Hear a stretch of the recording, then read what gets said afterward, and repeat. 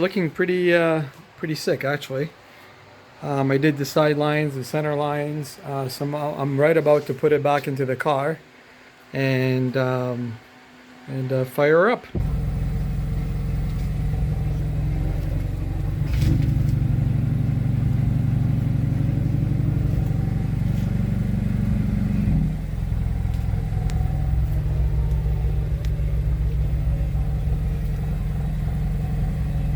All right, so I installed the trunk, and it's actually pretty wild, guys. It's actually pretty crazy.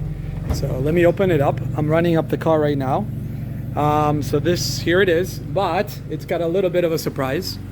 I installed some LEDs. So let's turn it on. Oh, here we go. All right. It's pretty wild. So what I did is I elevated the base plate, which is a little bit different to what I'm doing, and I basically ran the LED strip underneath, so that way it gives us sort of like an elevated look to it.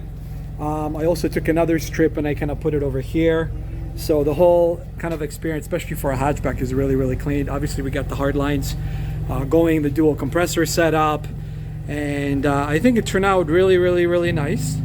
So very simple. I basically elevated the board with another board underneath, and then ran the LED strips. These are basically underglow LED strips, and here's the result. Looks pretty cool, I think. The management is installed on the inside. Mounted it up there. Digital controller.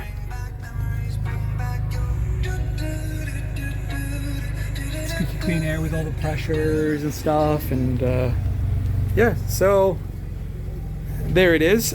We have the app. We have an app for the management. It's an Apple app, and it's also an Android app, which you can run, but now the car is aired up.